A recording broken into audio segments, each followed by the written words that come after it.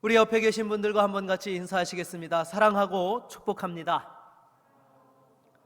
네, 하나님의 사랑과 축복이 함께 하시는 우리 모든 믿음의 성도님들 되실 수 있기를 바라겠습니다. 여러분, 우리가 이 세상을 살아가다 보면 누구나 내 힘으로 해결할 수 없는 평생 지고 가야 하는 숙제와 같은 일들이 있기 마련입니다. 그것이 육체적인 장애일 수도 있고 정신적인 질병일 수도 있고 또한 경제적인 문제일 수도 있습니다. 심지어 사랑하는 가족들일 수도 있는 것이죠. 부모님과 배우자와 형제 자매와 자녀일 수 있다는 것이에요.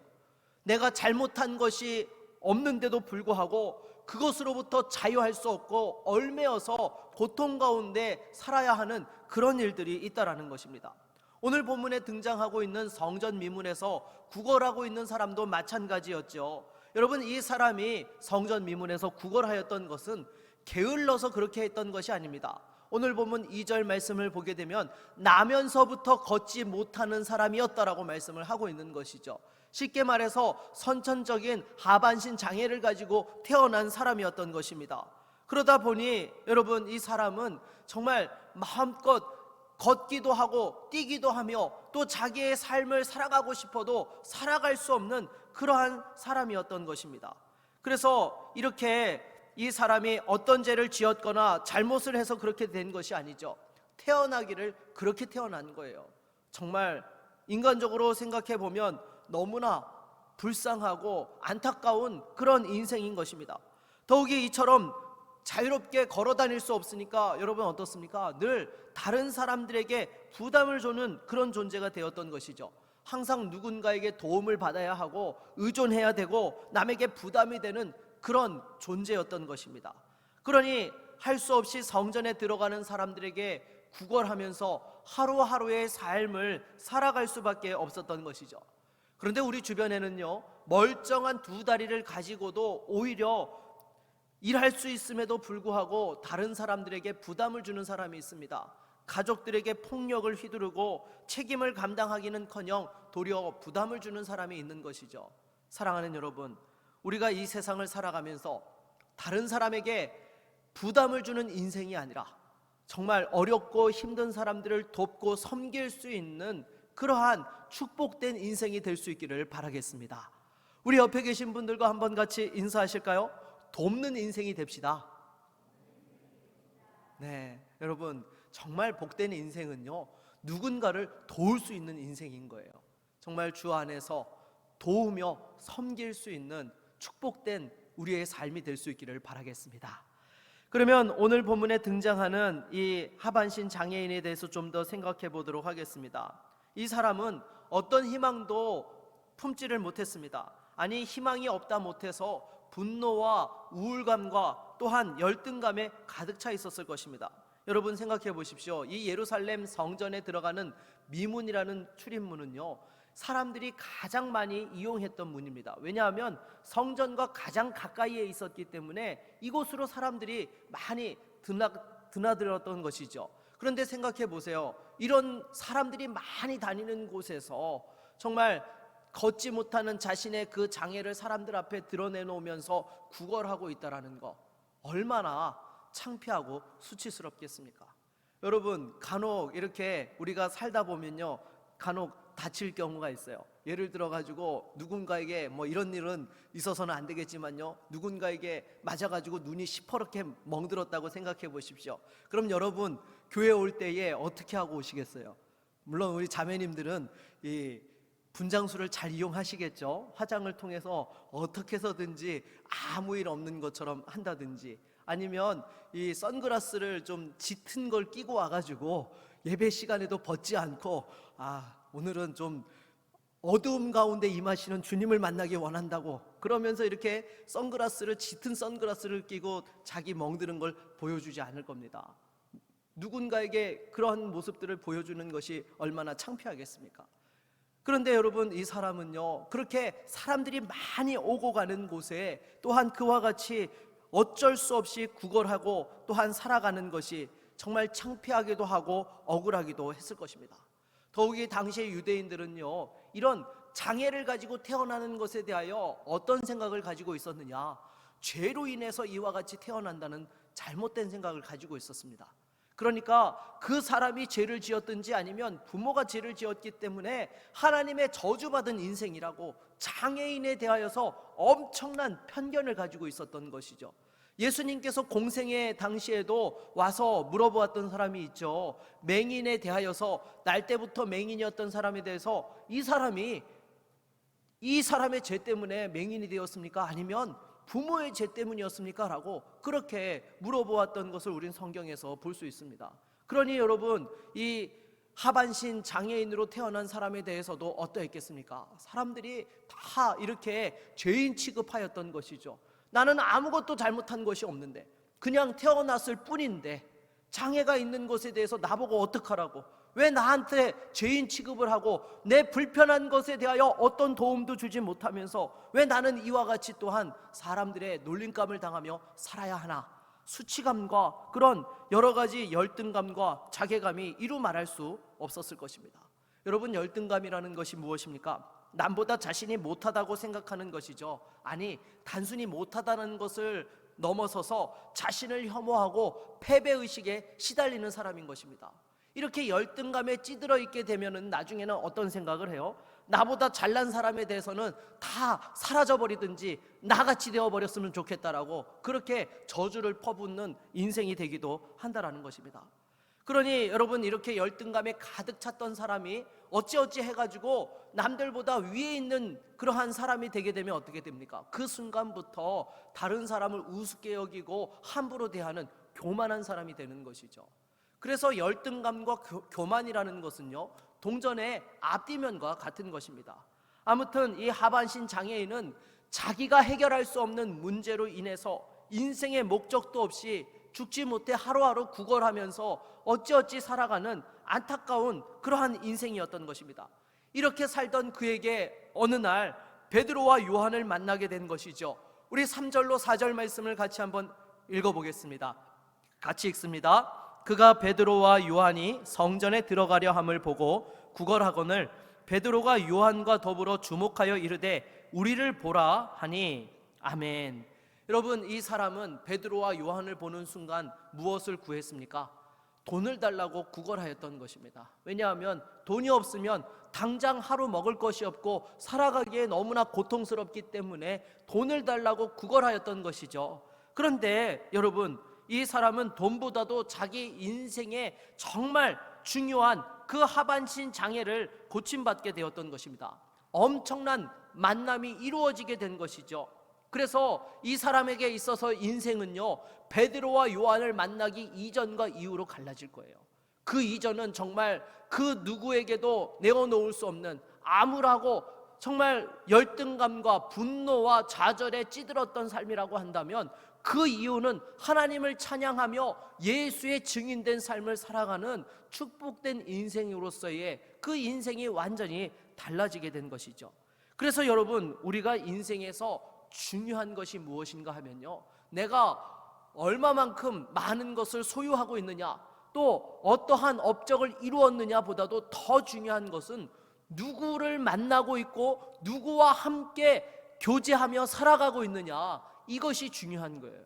여러분, 환경적으로 조금 어렵고 고통스러운 상황에 있다 하더라도요, 좋은 부모님과 또한 좋은 선생님을 만나게 되면 어떻습니까? 그 인생 가운데에 새로운 길을 찾게 되는 것이죠. 또 좋은 배우자의 그런 만남의 축복이 있고 좋은 친구를 만나게 되어지면요, 또 어려운 가운데서 또한 새로운 인생으로 또한 살아갈 수 있게 되는 것입니다. 그런데 반대로 아무리 괜찮은 환경에서 살아왔고 지금 누리고 있는 인생이라 하더라도 나쁜 친구를 만나게 된다든지 배우자를 잘못 만나게 되어지면 그때부터 너무나 고통스러운 인생으로 무너지게 되는 것이죠. 지금까지의 그 모든 좋았던 것들이 흔적도 없이 사라져버리게 되는 것입니다. 사랑하는 여러분, 무엇보다도 이제 특별히 새학년과 새학기를 맞이하고 또 새로운 출발을 하고 있는 이러한 시기에 직면하여서 하나님께서 만남의 축복을 허락해 주시기를 바라겠습니다. 새로운 또한 학교에서 또한 새로운 선생님을 만날 때에, 친구들을 만날 때에, 또 새로운 직장 환경에서 새로운 사람들을 만날 때에 하나님께서 만남의 축복을 허락해달라고 기도하며 정말 복된 인생을 살아갈 수 있는 저와 여러분 모두가 될 수 있기를 주의 이름으로 축원합니다. 그러면 여러분, 이렇게 정말 누구와 만나느냐가 정말 중요한데 멋진 인생을 차원이 다른 레벨로 업그레이드 시켜주시고 또 실패한 인생에게는 새롭게 시작할 수 있게 하시는 그러한 가장 중요한 만남은 누구와의 만남일까요? 바로 우리 주 예수 그리스도와의 만남인 줄로 믿습니다. 예수님을 만날 때에 그 인생이 완전히 달라지게 되는 것입니다. 방황이 끝나게 되고 새로운 인생을 살아가게 되는 것이죠. 그래서 제가 우리 교회에 등록하시는 새가족분들이 계시면은 그 첫 인사하는 시간에 이런 말씀을 드려요. 예수님을 만나면 인생의 방황이 끝나고 좋은 교회를 만나면 영혼의 방황이 끝난다라고, 우리 구미제일교회에서 길과 진리 되신 예수 그리스도를 경험하며 풍성하고 축복된 인생으로 살아가실 수 있기를 바란다라고 이렇게 인사말을 드립니다. 여러분, 이거는요 그냥 인사말에 지나는 것이 아닙니다. 정말로 우리가 예수님을 만날 때에 그 인생의 방황이 끝나게 되는 거예요. 왜요? 인생의 목적을 찾게 되거든요. 가치를 발견하게 되거든요. 세상이 바라보는 내가 아니라 하나님께서 보시는 나, 예수 그리스도 안에서 의미 있는 나를 발견하게 되어질 때에 우리는 전혀 다른 인생을 살아갈 수 있게 되는 것입니다. 세상은 내가 지금 처해 있는, 내가 가지고 있는 그것이 나의 전부인 것처럼 나를 속단하고 재단하려고 하지만은 하나님께서 내 안에 함께 하실 때에, 예수 그리스도의 능력이 있을 때에 세상이 감당할 수 없는 능력의 삶을 살아갈 수 있게 되는 것이죠. 인생의 방향과 가치가 달라지게 되는 것입니다. 지금까지 어떤 상처와 아픔이 있었다 하더라도 그것을 딛고 일어설 수 있게 되는 것이죠. 예수를 만나지 않으면 이러한 기적을 체험할 수 없는 것입니다. 그래서 여러분, 우리가 날마다 이 세상을 살아가면서 예수와의 만남을 경험하고 그 주님과 동행해야 되는 인생이 되어야 하는 줄로 믿습니다. 여러분, 성경에도 보게 되면 예수님을 만나서 변화되어진 수많은 사람들이 등장하죠. 요한복음 3장을 보게 되면 니고데모가 등장을 합니다. 이 사람은 이스라엘의 선생으로서 누구보다도 성경을 잘 알고 있는 사람이었습니다. 그러나 정작 구원에 대한 확신이 없었어요. 이 문제에 대해서 예수님께 가지고 나왔을 때에 바로 물과 성령으로 거듭나지 아니하고서는 하나님 나라에 들어갈 수 없느니라 라고 말씀하시면서 진정한 구원이 무엇인지를 예수 그리스도를 통하여 경험할 수 있게 되었던 것입니다. 또한 요한복음 4장에 등장하는 그 사마리아 수가성의 여인도 보십시오. 정말 사람들로부터 그 관계 속에서의 사랑을 받고 싶고 체험받고 싶어서 6번이나 결혼하였지만 여전히 그 영혼에 채워지지 않는 갈급함에 대하여 결국 어떻게 해결하였습니까? 우리 주님을 만나면서 마르지 않는 그 영생수를 허락해 주셔서 또한 그 안에 모든 상처와 아픔들이 해결되어지고 사람들에게 가서 예수 그리스도를 전할 수 있는 축복된 인생으로 변화되게 되었던 것입니다. 사랑하는 여러분, 오늘 본문의 이 하반신 장애인도 보십시오. 먹고 사는 문제 때문에 구걸하다가 베드로와 요한을 만났지만 이를 통하여서 예수님을 만나게 되었을 때에 그 모든 자신의 장애의 문제를 해결되었고 진정 기쁨으로 뛰면서 하나님을 찬양하고 경배할 수 있는 인생으로 거듭나게 되었던 것입니다. 저와 여러분들도 마찬가지입니다. 우리가 인생을 살아가면서 어떤 문제가 있더라도 우리 주님을 만날 때에 인생 역전을 이루게 하시는 줄로 믿습니다. 물론 그것이 정말로 이 세상에서 내가 뛰어넘지 못했던 그 한계의 모든 것들을 뛰어넘게 하시고 또한 내가 소원하는 대로 직장의 문이 열려지고 만남의 축복이 허락되어지고 또 여러 가지 세상적인 성공을 하는 모습으로 나타날 수도 있습니다. 하지만 또한 그러한 것이 없다 하더라도 정말로 우리 인생의 가치를 발견하게 하셔서 그 가운데서 새로운 인생을 살게 하시는 것이죠. 무엇보다도 이와 같은 복을 누릴 수 있는 저와 여러분 모두가 될 수 있기를 바라겠습니다. 그러면 여러분, 오늘 본문을 보게 되면 실은 오늘 이 장애인이 또한 극적인 변화를 경험하는 데 있어서 가장 결정적인 역할을 했던 중요한 사람이 누구였습니까? 바로 베드로와 요한이었습니다. 요한과 베드로는요, 오늘 6절 말씀을 보니까요, 우리 한번 같이 읽어볼까요? 6절입니다. 베드로가 이르되 은과 금은 내게 없거니와 내게 있는 이것을 내게 주노니 나사렛 예수 그리스도의 이름으로 일어나 걸으라 하고. 아멘. 여러분, 이 장애인이 구걸을 하면서 돈을 달라고 할 때에 은과 금은 내게 없거니와, 다시 말해서 세상적으로 가진 것이 없다라고 한 것이죠. 그러나 오히려 무엇을 주었습니까? 나사렛 예수 그리스도의 이름으로 이 사람에게 일어나 걷게 하였던 것입니다. 그래서 여러분, 이 나사렛 예수 그리스도의 이름으로 일어나 걸으라 선포하는 것, 여러분 사실 쉽습니까? 어렵습니까? 이건 어떻게 보면 정말 쉬운 거고 어떻게 보면 너무 어려운 거죠. 쉽다라는 건 어떨 때 쉬운 거예요?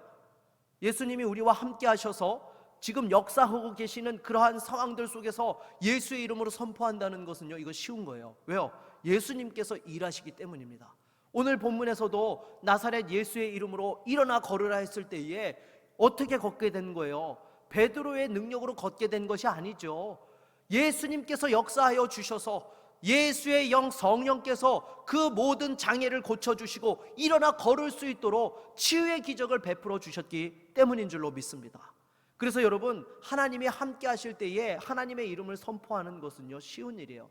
그런데 여러분, 내 안에 믿음이 부족하고 하나님이 함께 하시는 것을 자신할 수 없을 때에는 여러분, 이렇게 선포하는 것이 여러분 쉽습니까? 어렵습니까? 어렵지요. 말했다가 안 되면 온갖 망신은 내가 다 당하는데요.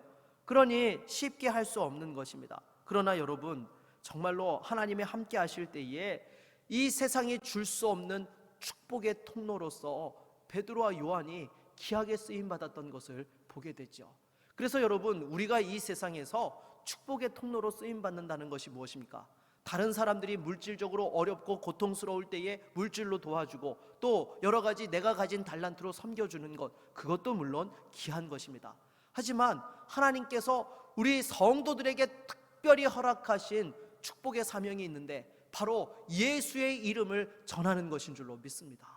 이 예수의 이름이 증거되어질 때에 그 사람의 존재의 문제가 해결됨을 경험할 수 있고 영원한 생명을 누릴 수 있기 때문이죠. 당장의 경제적인 어려움과 필요한 것들을 돕는 것들은요, 순간적으로 그때에는 유효할지 몰라도요, 시간이 지나면 어떻게 됩니까? 또 원상태로 가버리게 됩니다. 여러분 보십시오. 신약 성경에 보게 되면 많은 사람들이 고침을 받았어요. 귀신 들린 것에서 고침을 받은 사람도 있고요, 또 보이지 않던 눈이 뜨여졌던 사람도 있었고요, 또 여러 가지 병든 사람들이 병에서 자유케 되어짐을, 치유함을 경험하였던 것이죠. 그런데 이 사람들이 다 죽었어요? 안 죽었어요? 다 죽었어요. 여러분, 죽으면은요, 아무리 건강했다 하더라도 의미 없게 되어지는 것이고요, 죽으면요, 아무리 많은 것을 소유했었다 하더라도 소용이 없게 되는 것입니다. 결국 하나님 앞에 섰을 때에 예수 그리스도를 만났느냐 만나지 않았느냐로 그 인생은 달라지게 되는 것이죠.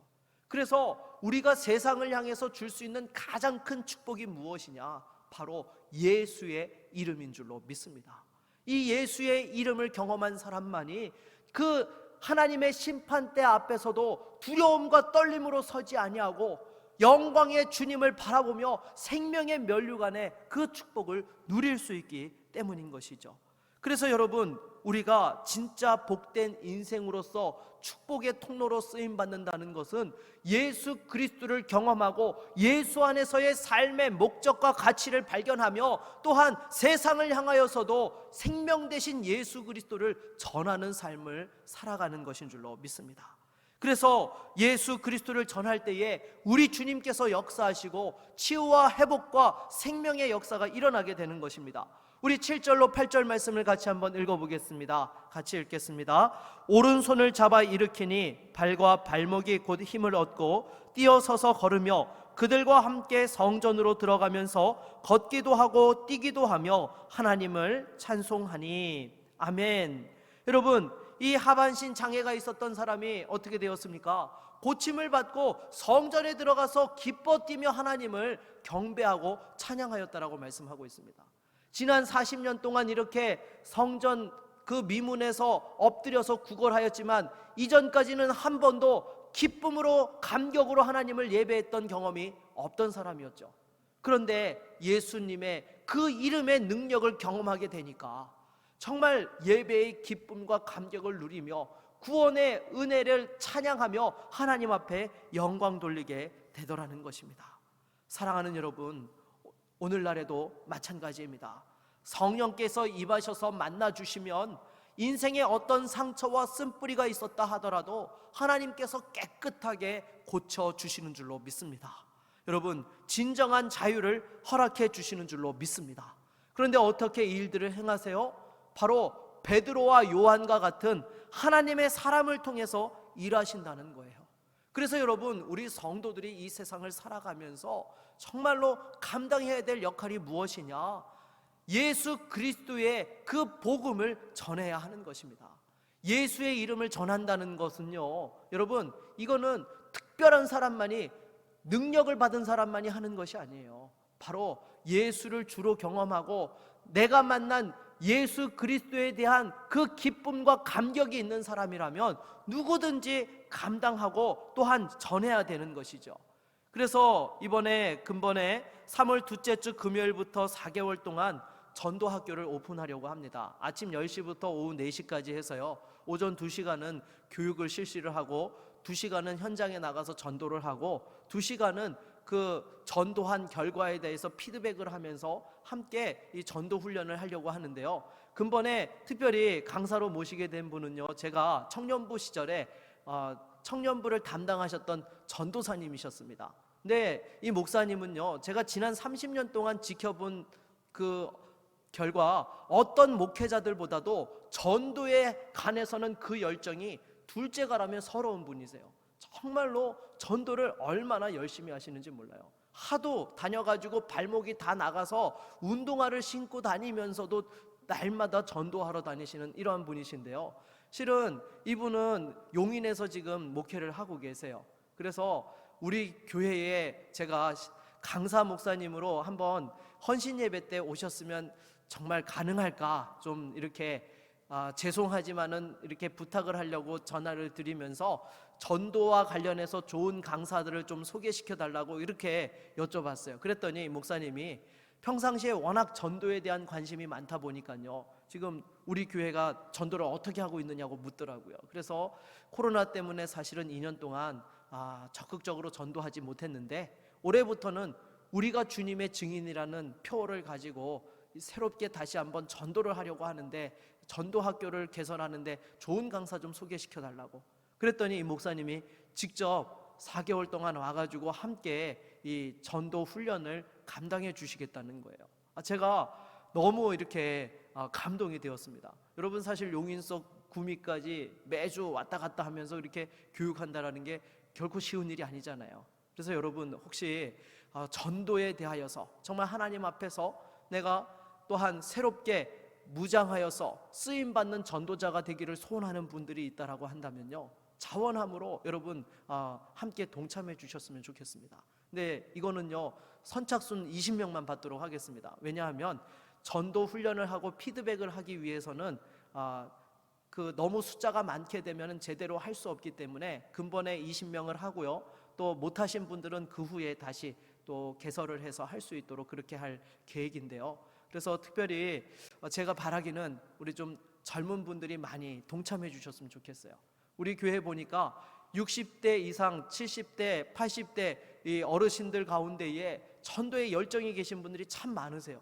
근데 아쉽게도 30, 40대, 50대 이쪽에 젊은 분들 중에 또 20대를 포함해서 정말 이 전도에 대한 마음은 있는데 쉽게 전도의 삶을 살지 못하는 모습들이 많은 것 같아요. 그래서 근본에 기도하면서 정말 시간 되시는 분들께서는 함께 또 훈련받고 또 하나님 앞에 쓰임받고 영광 돌릴 수 있는 기회가 될 수 있기를 바라겠습니다. 그렇다면 여러분, 우리가 성령의 인도하심을 받아서 축복의 통로로 쓰임받으며 복음을 전하기 위해서는 어떻게 해야 될까요? 우리 1절 말씀을 같이 한번 읽어보도록 하겠습니다. 1절입니다. 제9시 기도 시간에 베드로와 요한이 성전에 올라갈새. 아멘. 여러분, 여기 유대 시간으로 제9시라는 것은 오늘날 오후 3시를 말하는 것입니다. 그래서 유대인들은요, 하루에 2번 시간을 정해놓고 정기적으로 기도했습니다.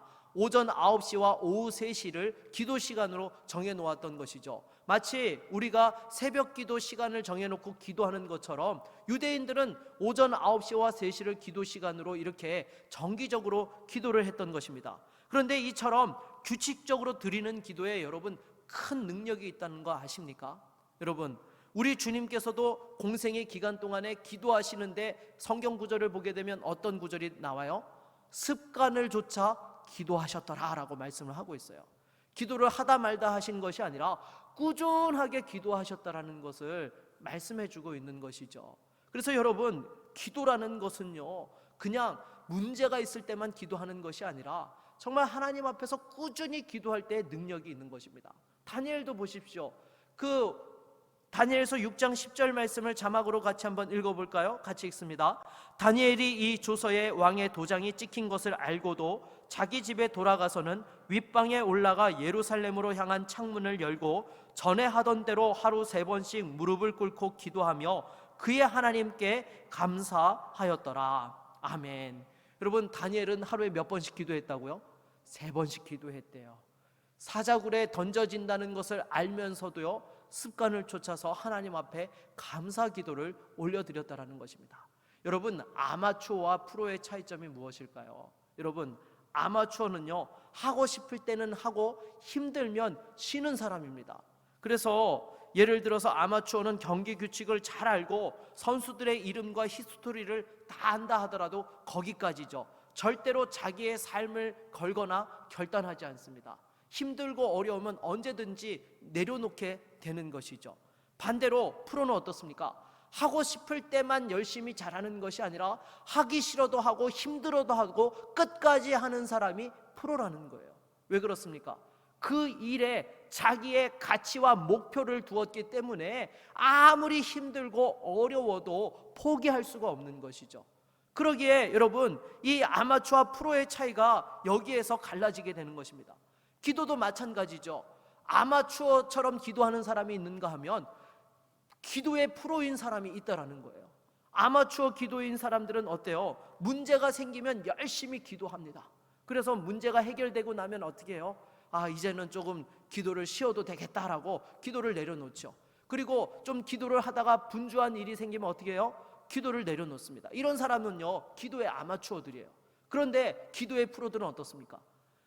어려운 문제가 있을 때만 기도하는 것이 아니라 평상시에 기도하고요, 더 분주하고 힘들수록 더 기도한다라는 거예요. 시간이 없어도 기도하는 일에 열심을 낸다는 것입니다. 우리 주님도 보십시오. 바쁘고 분주한 그 사역 속에서도 얼마나 피곤하면 흔들리는 배에서도 주무시는 분이 바로 우리 주님이셨어요. 그런데도 습관을 쫓아서 새벽마다 밤마다 기도하셨다라는 것입니다. 왜요? 기도 없이는 사명 감당할 수 없다는 것을 아셨기 때문이죠.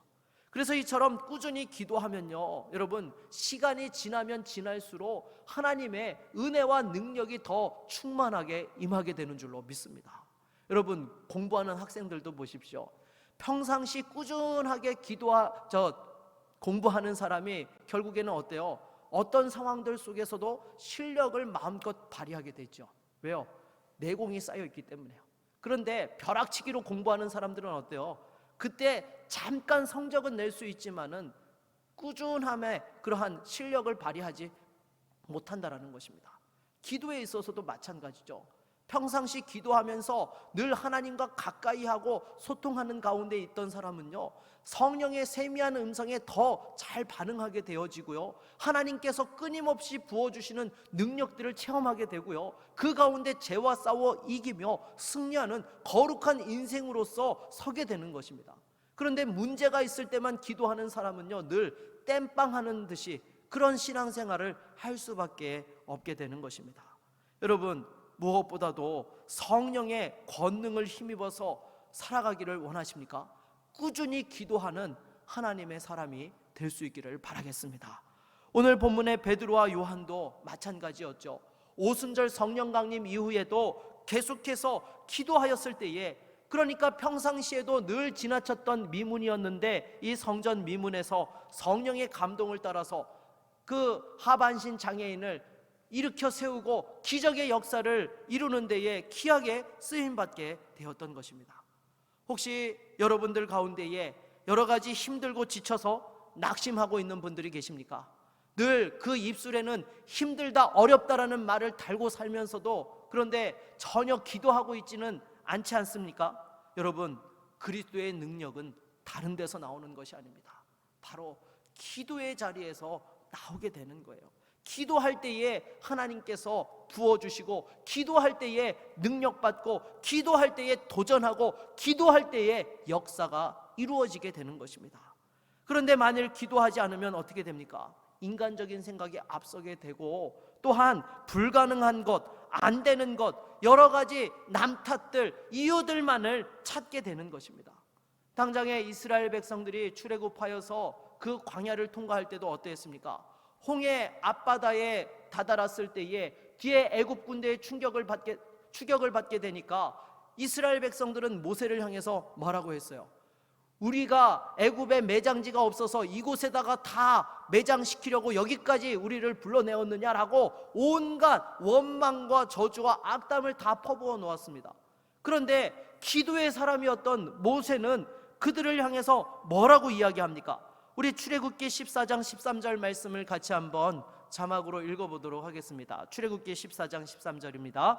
너희는 두려워하지 말고 가만히 서서 여호와께서 오늘 너희를 위하여 행하시는 구원을 보라. 너희가 오늘 본 애굽 사람을 영원히 다시 보지 아니하리라. 아멘. 여러분, 결국에 누구 말대로 되었습니까?